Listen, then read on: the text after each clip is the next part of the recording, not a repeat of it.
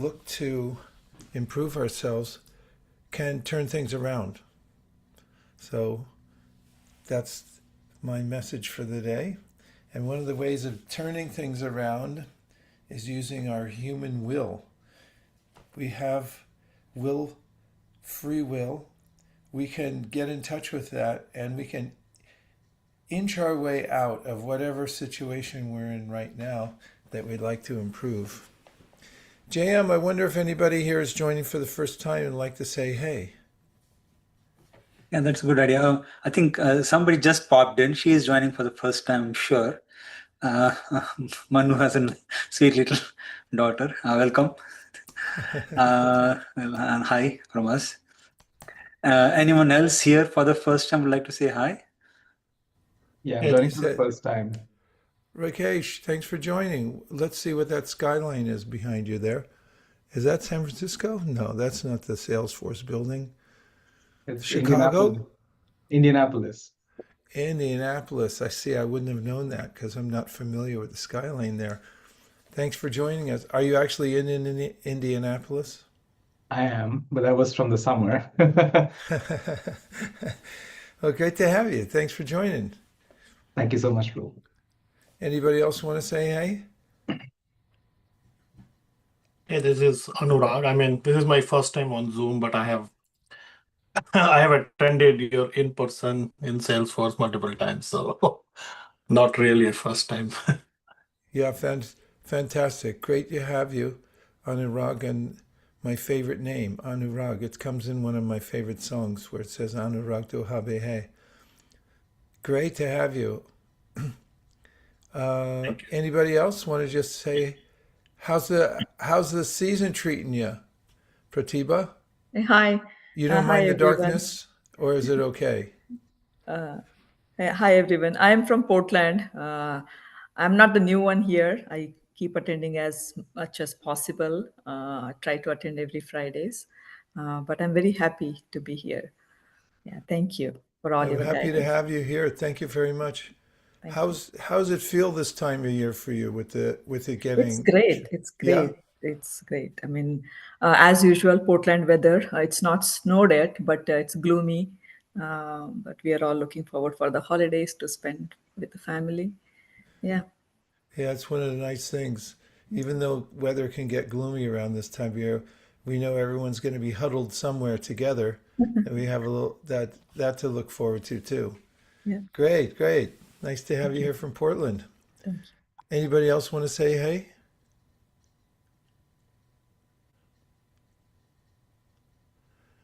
There's Manu. I just saw her last week. We were at Salesforce. We had a really nice program there that she organized.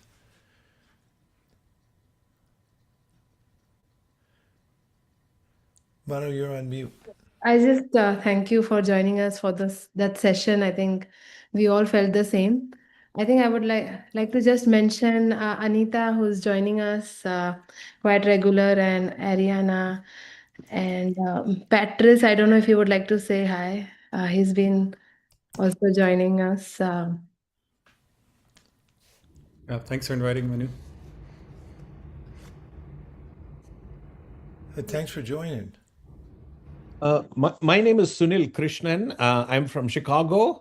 This is the first time I'm joining in, and I'm from Amazon. And special thanks to Aditi Sumani, who posted this in our affinity group. And I've been on the Sanadana Dharma journey for a long time, and I goes on highs and lows, and been into the Bhagavad Gita lifestyle. So happy to meet everyone, and thank you, Guruji, for organizing this. Great to have you, Sunil. You're in Chicago now? Yes, sir. Yep, How's the Chicago. weather out there? It's a bit cold. We got snow about 4 inch about 4 days ago, and we are kind of now recovering from it. Yeah, I lived in Chicago for a couple of years. I miss it out there. I miss all the people. Please tell them I'm missing them out there. Sure, I'll send you energy for sure. The Windy City. Thanks for joining in, Sunil.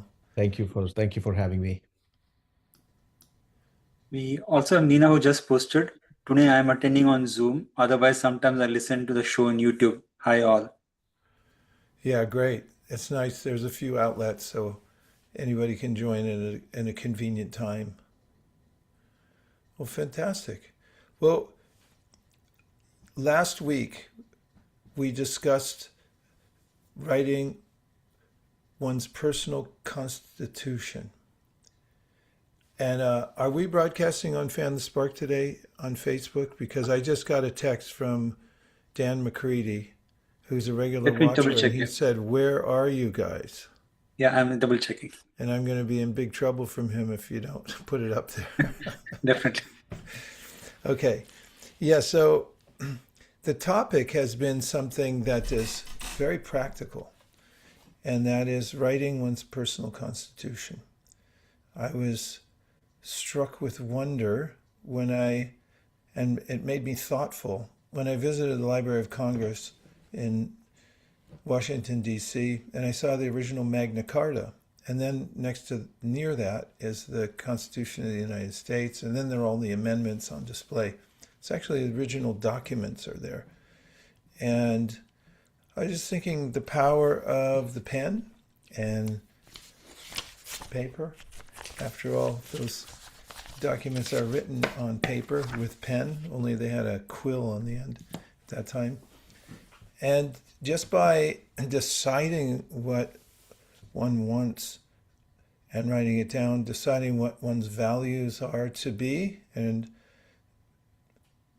what one's priorities are, and writing those down, it's a very human experience in that we're then immediately faced with some responsibility, but then an overwhelming sense of opportunity, if opportunity can feel overwhelming. And it's the way we can order our lives. Now, in the ancient wisdom literatures, for instance, the Bhagavad Gita and Yoga Sutras, the Greek philosophers like Socrates, Plato, Aristotle, etc., Epictetus, there's a understanding that we can improve ourselves. Now, if we can't, and we're fatalistic, which the Bhagavad Gita isn't, nor are the other philosophers, then there's no point in writing anything down or deciding what you want to do. But if we do have a modicum of free will, and we can identify that in ourselves by being introspective, and then making decisions of which kind of qualities we want to develop, these can be practiced. For instance, in the Bhagavad Gita, there's a section in the 17th chapter in which Krishna says that there are various ways to upgrade the mind, speech, and the body. And in the upgrades to the mind, he mentions satisfaction. There are several others in that section as well, but in the context of that mention of satisfaction, it's implicit that it's a practice. It's not something that comes or doesn't come by the change of the weather or change of circumstances. It's a determined practice. So in other words, if you say, I want to make a practice of satisfaction, what would you then do? Does anybody have any thoughts? For instance, if I say, I'm going to make it my main priority for the rest of the day to be satisfied, what would you engage in? How would you approach that idea? Phone lines are open. Our operators are standing by to take your calls. You can speak up, just unmute and say whatever you feel like saying. Ariana, go ahead.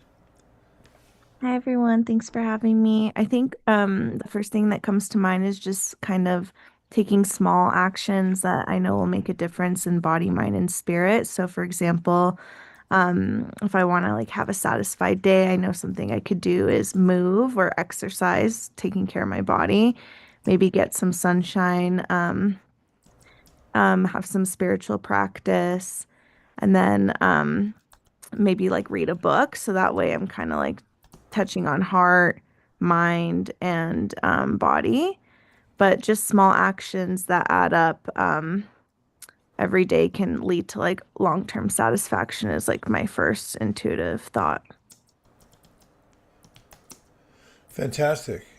That's doable. That sounds enticing because it seems like, oh yeah, I could read a book. So you talked about small actions that make a difference in body, mind, and spirit, having some spiritual practice, reading a book, for instance. And this is what you're saying is your immediate feeling about how you could practice satisfaction, right? Yeah, I just think that like kind of what you were saying earlier, like I don't think grandiose things always like result in grandiose like results. I think it's actually a culmination of small actions done consistently over time that lead through to satisfaction. Good actions Thank you. consistently done over time. Yeah. I love it. Yes. Fantastic. Okay, let's get Rakesh. The practice of satisfaction. So let's just say you wrote it down and said, today I'm going to practice satisfaction. What are you going to do?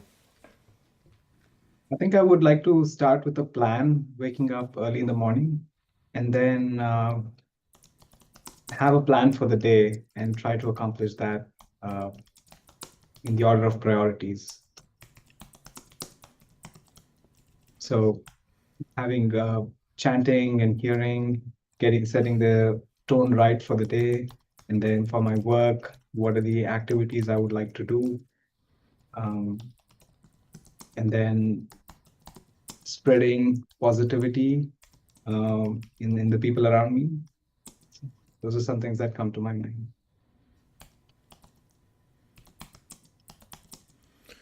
Excellent. So you talked about waking up with a plan, start the day, wake up early, start a spiritual practice, chanting, hearing, then have specific activities that you're going to interact in and work, and also spreading positivity.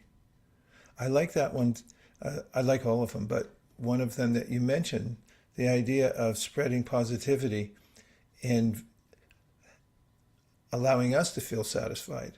It goes along with one of the principles of the Bhagavad Gita, which is that when you give, you grow. And when you think of how to serve others, how to spread positivity among others, it has the same effect on you. That sounds very practical also. Okay, Manu.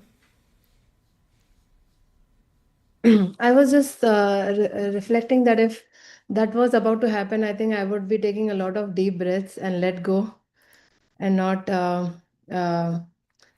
be a perfectionist. Like things around me sometimes can change and people might not match my expectations. So just let go and, be okay and have that practice that it is okay what's going on, especially with my, my daughter and my spouse. So let go and be satisfied with whatever it is going on during the day. Yeah, I like that. That's also a way to come into the present. A friend of mine likes to say, don't be so concerned with what should be, just be concerned with what is, what's already happening. And you talked about breathing, don't seek perfection, let go and be okay with what's going on. Wow. Well, it's amazing that we have various ideas ready-made on the tip of our tongues. And we talk about satisfaction as an example. It's one of the austerities of the mind. Oh, Anurag, go ahead, Ajayam. Yeah, Anurag said, if I'm not mentally fatigued due to whatever and get something done, I feel satisfied. That's another point too. Mental fatigue can come from being overloaded or lack of sleep, for instance. And that makes a difference too, just as we heard earlier, was it Ariana who said stay in balance? Yeah, body, mind, and spirit. You got to keep your body together too. And I just want to also add that it's helpful to know to keep the main thing, because your list of things to do is never going to finish. So at least knowing what is most critical to do. And second, as you said, try to execute what you can systematically but dispassionately, knowing that not everything is under your control, like separating what is under your control and what's outside, also helpful to stay equipoised.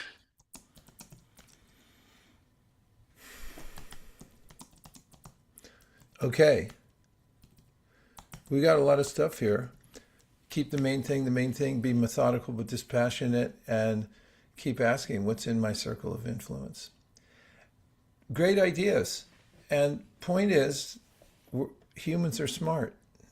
We have not AI, we've got real-time AI intelligence that comes to us practically free of charge. Takes a few calories. But the fact is, it's there, it's ready to go. So one of the points of writing one's constitution is decide ahead of time which way you want to go, what are the guiding principles of life, and what are your priorities. And I've been working on it, although I've written many of these documents and I was looking over all of them, consolidating them about priorities, about goals, about values, and so forth, and then putting them in some kind of order. I noticed there's always a way to adjust them as well. But one thing's for sure, whenever I get them in hand, which I have a little pile of, here's my constitution, I have a little pile of papers here in hand, then I feel as if my life is renewed because I have a clear direction. And I'm also guided by my decisions on paper, by being introspective, by looking into what's the most important aspect of my life. So let's look at a few thoughts, because last week, if I'm not incorrect, JM, we mentioned taking this up again today. We started with writing some priorities or values last week. And even if you weren't here, it doesn't matter. We're going to start from a beginning point. And it goes like this. First of all, priorities determine what comes first when things compete. So I don't know about all of you, but I noticed there are a lot of competing philosophies. There are a lot of competing activities, different kinds of attitudes. So when there's a confluence of all these things, we can feel overwhelmed.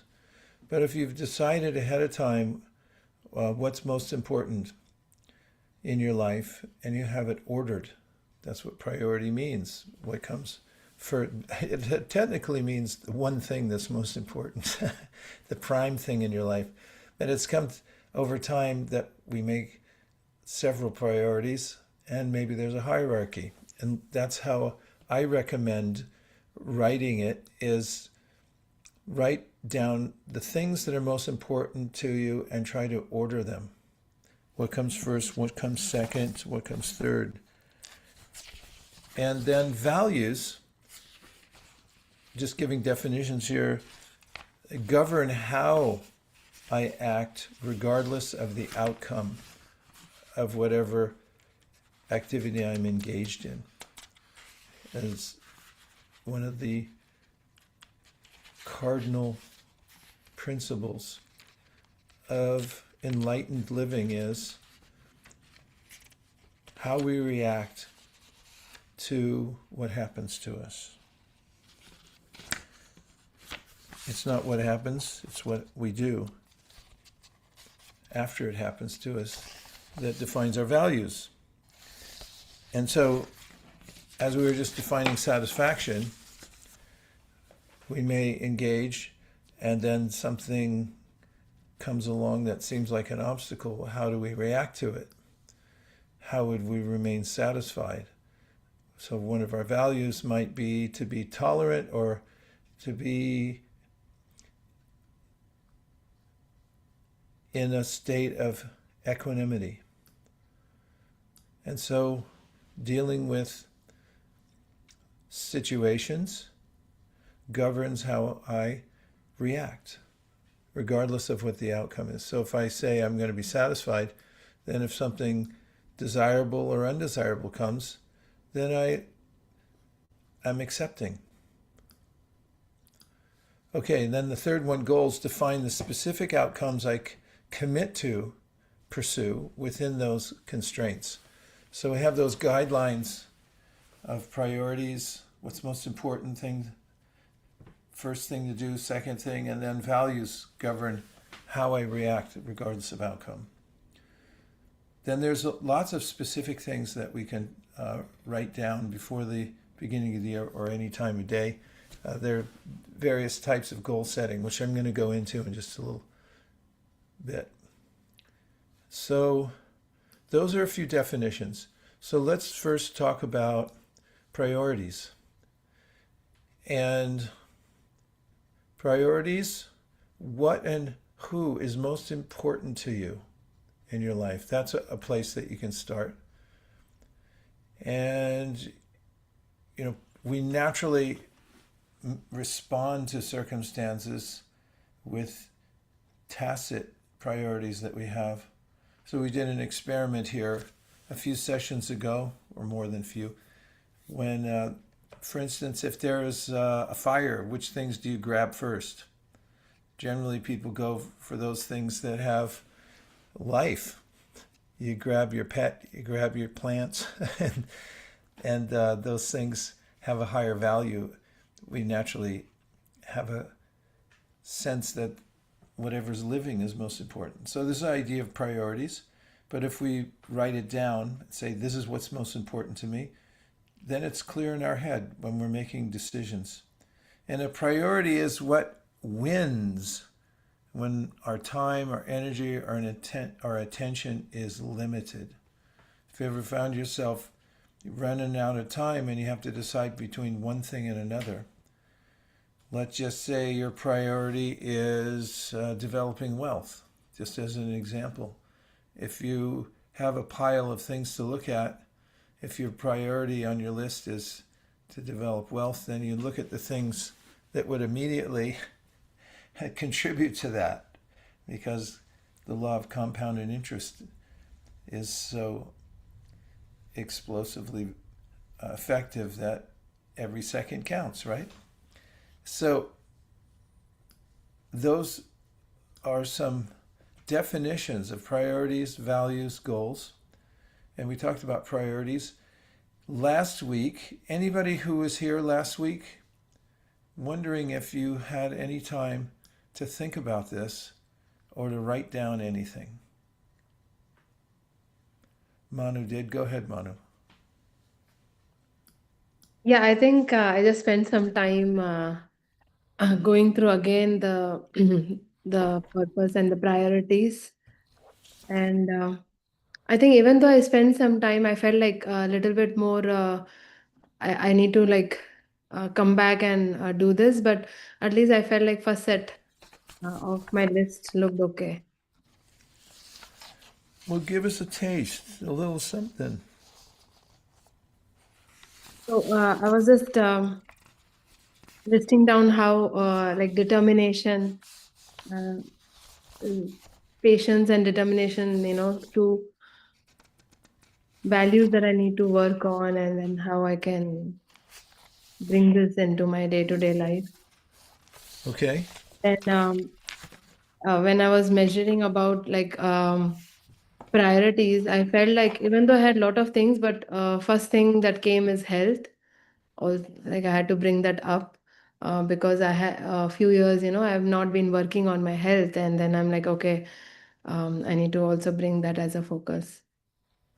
So all these things with journaling and writing this list down helped me to also, uh, look at So let's say health was near the top or at the top. How would that change the way you would organize your day? Yeah, so I used to skip a lot of meals in the morning, like, taking care of my family. So now I also sit down for the breakfast or the brunch. So that I'm just trying to see how I can push that in my schedule also. Yeah, eating's always a good, good idea. Yeah, nice. Your behavior changes, right? Because you decided health, and then you could identify something that would contribute to that. Nina's there. Hi, I just wanted to talk about the last week's class in getting in preparation mode, and that was such a beautiful class. I penned down every detail that I could. So started with great discoveries come to those who prepare their minds from Louis Pasteur, and we have to work on ourselves. So we talked about writing down and random scrolling versus reading a book, how it changes our, focus or concentration, or, random scrolling is not so productive than reading a book. To put your phone away for some time, lock it in a box or somewhere, and then focusing on the job, not just job overbroke, but schedule time offs and, repair mode, cooking in the kitchen, and don't make ultimatums, practice equanimity. These are the things I really liked, and I have it in my notes here, ready for my reference. Be guidable, collect Oh, mentors. thank you for the plethora of ideas there.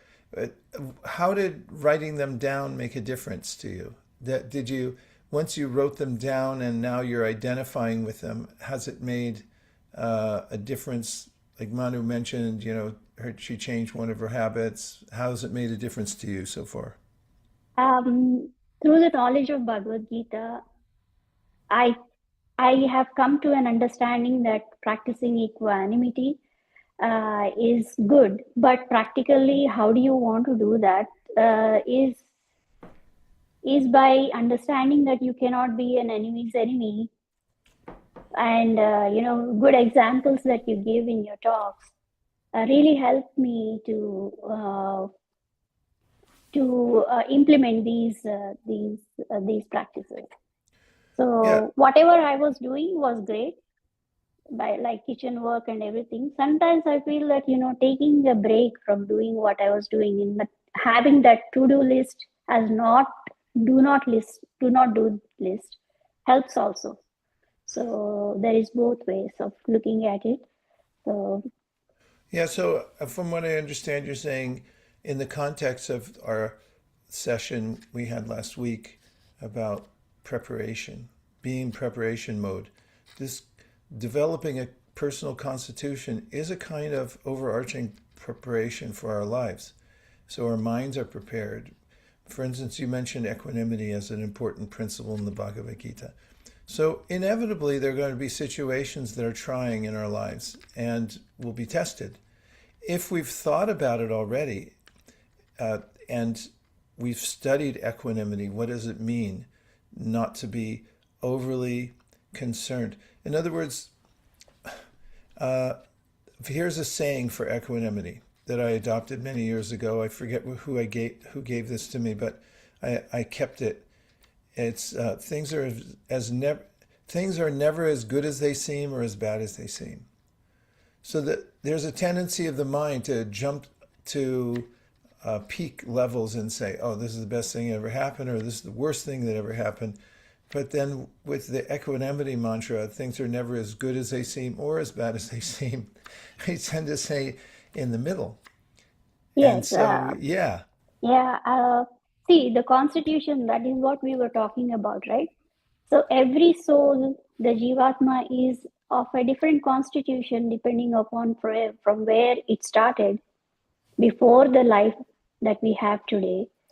So we have these modes of goodness, passion, and ignorance. They may be playing a big role in what we are constituted as, and how we progress from there. So that is a very significant point for me when constitution comes into picture. Thank you very much, Nina. I really appreciate your thoughts. Thank you. Okay, anybody else who had, Yeah. go ahead, JM. So we also have Wolf, who said oxygen mask goes first on. Yeah, say more about that. A metaphor about how you're on the plane and before you take off, it's part of the Yeah, regulations. Wolf has come online. Yeah, go ahead, Wolf. So it's not that very difficult to prioritize. So the oxygen, so self is a priority number one. Ability to breathe, to drink, the heartbeat, the vital, and that's a priority.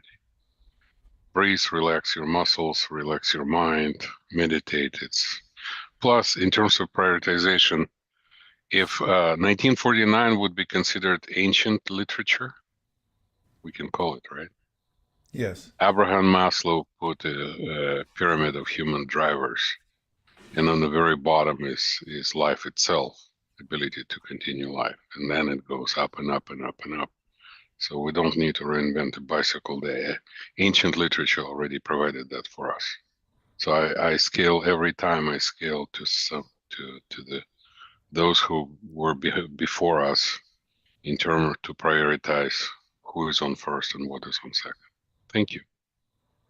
Yeah, well, thank you very much. And as you were mentioning that, it can bring us into a state of gratitude also, because we may have developed many expectations about what it looks like to be successful. But if we're able to stay alive, that's very foundational. And if we're appreciating the fact that we are living and breathing and we take care of that, our ability to breathe and live, that can be very enlivening.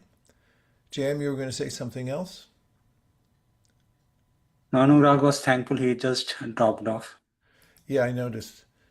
Bye, Anurag. We'll miss you. So, anybody else? Did anybody else take the time to write down their priorities or think about it and jot anything down?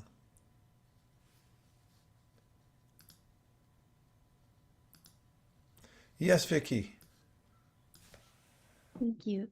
Last week was really helpful. And I had a question, but for some context, first I wrote down my values, and one of those values was integrity. So then when I wrote down my priorities, my values helped shape my priorities. But I was wondering, what if when I write it down, I know that I'm mostly doing it out of trying to follow instructions and try to get myself going, but I don't actually maybe even trust myself that I'll really carry it out. What about that cognitive dissonance and sincerity? Yeah, there's a poem from Robert Browning in which he said that our expectation should exceed our reach. Otherwise, what's a heaven for? I think that was part of his line. And there's an idea that these values that we look at, for instance, we saw lists of values the other day, and some of them may seem beyond our pay grade. But my point in the beginning was if we examine them, if we study them, for instance, if we study integrity, what does it mean to be filled with integrity? And then we look into ways that, in very practical ways, small steps where we can have integrity, we can express integrity in our lives. And then it's in the analyzation, which is a kind of preparedness for us. So when we come to a juncture where we apply integrity, if we can get the smallest win, then we'll realize that, okay, I used my free will, I got a modicum of success, or even one tiny step forward. I made the right choice. That's a celebratory act. In other words, it is an act that can be celebrated. And it doesn't have to be big. It doesn't have to be grandiose. It can be small. But the fact that we're aware of it, that we made the choice that I want to have integrity even if I don't trust myself, but then when it comes down to it, then I'm aware of it and then I do make the right choice. So it's a just example of diet. Manu brought up health. And there's a way in which, let's just say when we study healthy eating habits, it may take a little time to turn around the habits we have now, but once we're aware of what we want to do, there's a serendipity that comes into play and we get opportunities that we weren't expecting. That's why I like that statement by Louis Pasteur that great discoveries come only unto the prepared mind. If you don't prepare for integrity, then you're not going to recognize the choice when you have it, or it won't be as important to you because we get so ensconced in habits. Yeah, that word integrity, it's a kind of wholeness, soundness of moral principle and character. We stick to what we say we're going to do, and that's a practice. It's like if you don't trust somebody, maybe you don't know them enough. And after a long period of time of seeing that they show up for you, then you start developing this kind of trust. And we have to do that for ourselves also. That's beyond the embarrassment of always being dictated to by our senses and being pushed around by inferior forces. And this is one of the messages that Krishna gives in the Bhagavad Gita is to rise above these lower urges. And do it by your intelligence, he says. So that's what we're doing. We're really studying what integrity means, and then we're prepared for it. Anybody else? Yes, Manish. Uh, First of all, I really like the definition that you give. It really resonated so much. Priority determined when there is a conflict. Value governs and goal defines. It's a very nice sutra I'm taking today. And the choice of the word is or verbs are very, very appropriate. And values I noted down. First, I noted down is empathy. Because I realized that certain situation when I got little more understanding by being involved in other people's life, I could see that my response would have been different if I would have not put myself in the same situation as other people going through. So this year I trying to be more. Next year I note then like empathy, like trying to understand other people's point of view. Second I wrote is gratitude. Increasing the gratitude for around me, people around me, the gift that I got. And third, I wrote is being kind over right. This I think very easy to become right, but I think I finding that how kindness is above even being right. So, and in the priorities, I wrote like family first and health. I think many people have told practice. And even priorities, I was thinking that how if we don't have the right priorities, it actually affects all the other things. Like if out of three, like how you told that priority determines when there is a conflict, what is the right thing to do. And if we don't do that, then what I found that suppose I had three priorities. So if I don't give the right priority to the first task, even though I want to have second and third, it will not go ahead because the first one has it has to be given higher priority. Otherwise it will. But if I give the first one high priority, then second and third will also be achieved. So it's very important to know whom to give the priority. Otherwise, it's bound to failure. Thank you so much for this exercise. It really helped me. Yeah, you thought about it a lot, and it's really helpful to hear what what process everyone else is going through and thinking about this.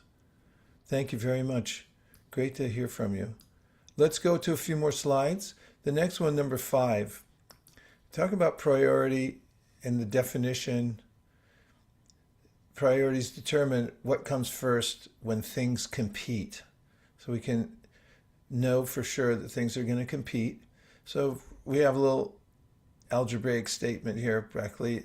I have a priority. let's just say one of my priorities is to finish my degree. And that's, I got to get that done first. And then you say, when my friends invite me to a party, it competes with my studies. I choose my studies. So then you've already got that written down, and you know that's going to come up. I remember people asking me, "Oh, why don't you come over and do this, do that?" And I was like, "I have to study because I have this done." That's a priority. And if it wasn't on the list, I could say, "Oh, well, I'll give in to this and I'll make it up later." Then you're going to find yourself underwater somewhere. So that's one of the ways to look at what a priority does for you, is when you have inevitable conundrums. When there's two things to choose from, the priority wins because you already put it at the top of your list. And the next one with values. A value is a principle that guides my behavior when making choices. So let's say you have a value of tolerance or truthfulness. So I act in truthfulness even when, and it's mentioned here, truthful even when it would be easier to mislead somebody, or tell a half truth or embellish the truth. If you try giving the plain truth rather than trying to embellish it, and see what it feels like. Do it as a scientific experiment and say, instead of embellishing or telling a half truth or not telling the truth at all, which may be the urge of the tongue, it's just, let me get out of this, so I'll tell a non-truth, otherwise known as a lie. Then how will I feel afterwards? But if I just tell the truth and see what happens. And why would I do that? It's because I already thought about it, and I accept truth as a value in my life. That's what guides me. I'm guided by that principle. Amazingly, in the Yoga Sutras, Patanjali Muni, who wrote them, talks about how those who are avowedly truthful develop a kind of mystic power. When you learn how to tell the truth, then your words become more potent. So that's a guiding point when you have values. And the next one is goals. So we're doing these three things: priorities, values, and goals. And the goals, I am working to achieve such and such by such and such time. You have to make them time bound. And those can be very specific things. You'll see in the next slide a person sitting. I like this picture. He's introspecting. This is one of the ways it can look when you're writing goals. Decide what you want and write it down. Doesn't he look thoughtful? Yeah, and when we're thoughtful about what we want, it's energizing, because then we can point our mind in a certain direction. And the mind becomes morose when it doesn't have a clear direction, something to work on. It doesn't have the parameters to work on them, priorities and the values. So I want to talk about, especially this time of year when we're starting over, the new year coming up soon, different kinds of goals. There's a few categories in the next slide.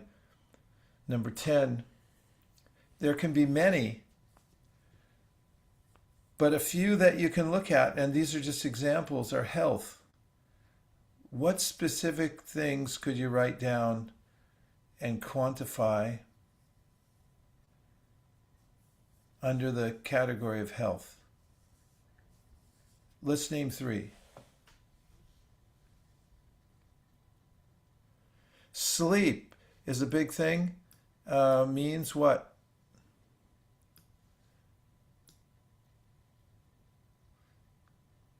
Sleeping early and waking early. Yeah. What if that becomes a goal? You can work on it. And name one other, 2 more priorities. Okay, exercise is another one. Peace of mind is another one. Stop eating junk is another one. Stress reduction. I like that one. Definitely. So those are all things that you can look at. Now, when you talk about sleep, it can be very specific. You can say, my wind down time is whatever you want to put, 8:30, 7:30, 9:30. I don't know what time everyone goes to bed, but decide at a certain time and say, I want to be asleep by such. I sleep by such and such a time. I wake up by such and such a time, and then you can make preparations to do that. One of the best ways I think to wake up is with light. Probably said this before, but I have an alarm clock made by Philips. It's an orb, and it starts to illuminate the room very subtly. It's like if I put my alarm on for 4:30 a.m. at 4, you see a little light starts coming into the room, but by the time 4:30 hits, then the room's bright because it's a very powerful orb and it lights up the whole room. And it's because of making this priority of waking up at a certain time. And so then you can think of ways to help yourself in reaching that goal. So we named a bunch in health. There's relationships. Let's say in the category of relationships, you want to make some goals. Name 3 things you would do in a relationships, specifics, so that you could, which goals you could reach.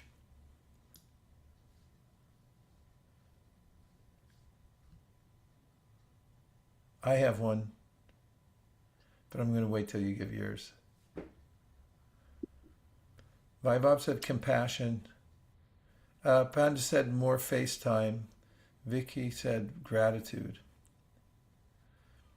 The one I put is to give full attention when I'm interacting with people. It's really practical. Just notice the tendency is to give half attention or quarter attention or a percentage of my attention.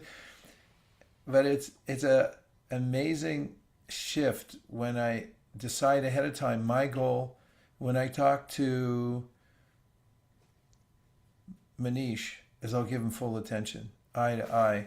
I'm listening exactly what he's saying. I'm not listening to my inner voice saying, when he stops talking, I'm going to tell him something better. I'm listening carefully. I'm giving full attention. Try it with your spouse or your pet, and you'll notice that the relationship changes right away. That could be a goal. And what if you tried that? That's your prerogative. You can do that. Then we have spiritual growth. Some have mentioned about reading, chanting, and so forth. How many? When? By when will you finish? How often will you do it?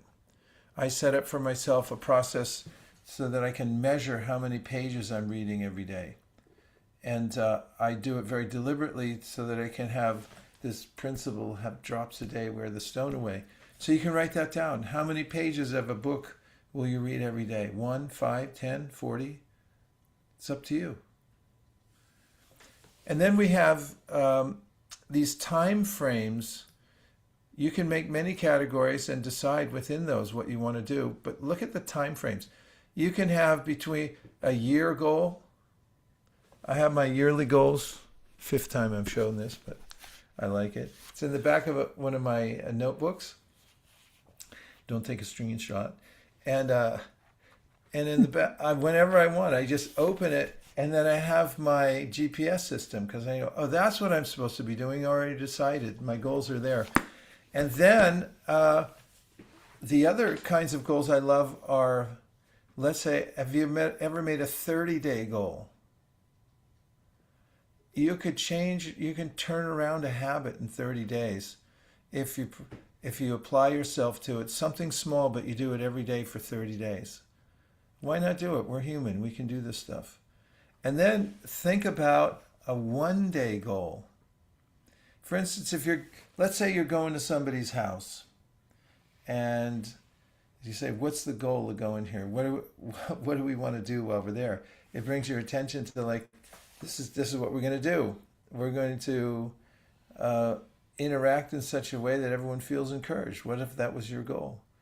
Or by the end of the day, I'm going to finish these specific things. One-day goals are very powerful. Okay, Ariane has a question, JM. Let's hear what it is. Yeah, Irina is asking, what does your constitution look like? Are you able to share your structure for us to fill in? Just curious. Yes, I can. I'm going to share it with JM just after. Personally, I've been working on a template so that I can share it, and I have something, and but I don't have it like in a file that I can hand to JM. But I'll do that, and he can share it with all of you, because you're all on the mailing list, right? Does that sound okay, Ariana? Yeah, she says, perfect. I would love a shareable template. Thank you. Okay. And Full said, easy to remember, GPS, guide, protect, and serve. Panda wants to sign up for the... Yeah, so I'll just put an email address, so you can just send an email to this, and then you'll be on the mailing list. Okay. Now I'm coming down to the 1 minute goal. Have you ever set a 1 minute goal? Those are some of the best. And I'll show you what I use all day long here.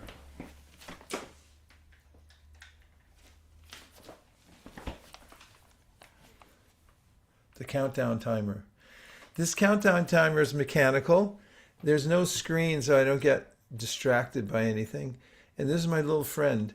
I have 2 of them. I carry one with me when I travel, and I keep one at home. And whenever I get caught in a maelstrom of different ideas, what should I do now?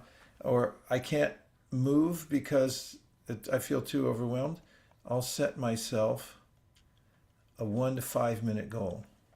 I just say, for the next 5 minutes, be your best self and do the right things, and then one thing at a time. Or just get one thing done in 5 minutes. For instance, sometimes we may think like, okay, I'll do that later. But what if you could do it now? Let's say you have, somebody calls you for lunch and says you have 5 minutes. You say, what amazing thing could I do in the next 5 minutes? And then set your timer and say, okay, 5 minutes, go. You got yourself a goal. So these 3 values, priorities, and goals, when you amalgamate them, work on them yourself. It's your inner work to decide what you want in your life, what's most important to you, and commit it to paper. And so let's just say you disappear and then somebody finds your paper and they say, oh, this is what the person valued the most. And this is what their values were. This is what their priorities were. And this is what the goals they're working for too. You should have that for yourself and readily available right on hand. I'll read you a couple of my priorities just to give you an example of some things that I wrote just in the last 24 hours in reviewing my stuff. 7 priorities. I remember that my time in my present body and others in theirs can end at any moment. I therefore give my attention and appreciation to others, considering that each interaction with them could be the last. I read high-minded works by important thinkers every day. My correspondence is quick, appropriate, up-to-date, compassionate, and helpful. My words are truthful, pleasing, beneficial, and non-offensive. My daily practices are strict, serious, and sincere. I seek the lesson in whatever happens to me. I give undivided attention. I give people my undivided attention when interacting with them. I stay focused on one task at a time.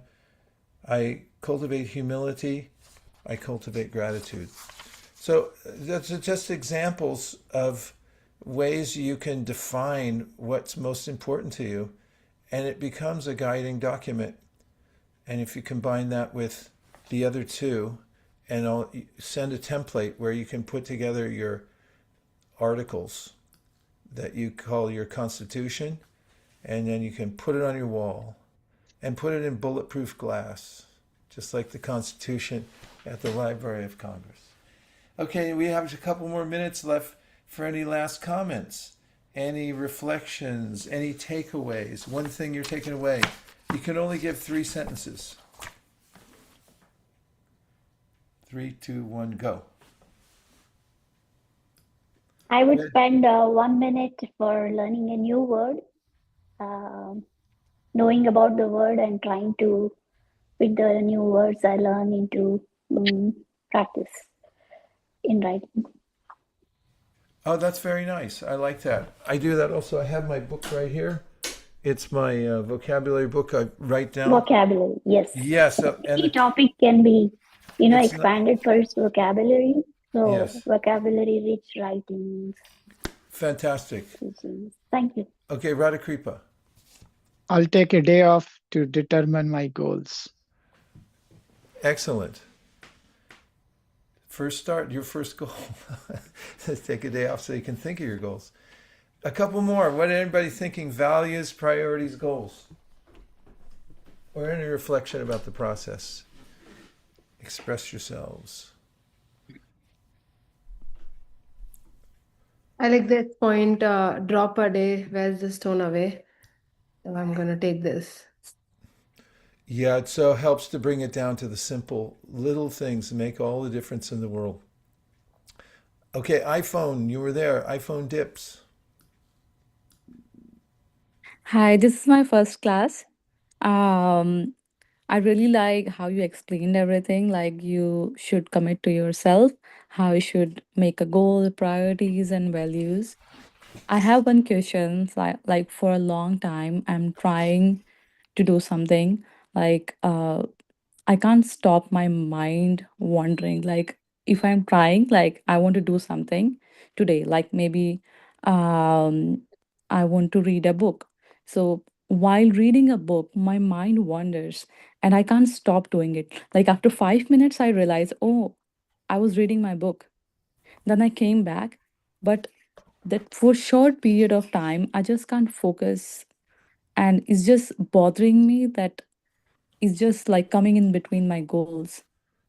Okay, that's a really practical thing. Now let's just say we handed you a violin. Do you play the violin? No, I want to Okay. learn guitar, but yeah. Make sure you don't play the violin. Say we've handed you a violin and we say play the violin. It's going to be hard to get any decent sound out of it until you practice and you get good guidance. So attention is something that can be developed because our brains have neuroplasticity. And it means that neurons that fire together wire together. And you'll notice this when you practice concentrating, like in study. It's so hard because the mind doesn't want to come to bay. It doesn't want to come to a point of focus. It just wants to do whatever it wants to do, just like a baby or a little pet. The mind's just like that. So you have to train it. So practice a little bit at a time, and you'll notice that you'll start to develop that skill of concentration. Nowadays, a lot of people are trained in randomness because the cell phone is ubiquitous, and now the subjects are getting shorter and shorter. And people's minds, their neurons wire that way. So in the Gita, Krishna talks about how you have to practice over and over again, and you will get better at it in 1 week if you practice reading with concentration and show up with a pen, mark the places that are important to you. And if you miss part of it, go back and do it again and listen to the paragraph again in your mind, and it'll get better. Well, we talked about a few things, the Constitution. Let's keep working on it. And I'll send the ideas for the template that JM can share with whomever wants them. And I wish you a very happy new year. I have to take a retreat to India. This time of year, I take youth to India to go to these very sacred places to feel what it's like. And so I'll be back in a few weeks. raring to go, and I'll have my constitution with me.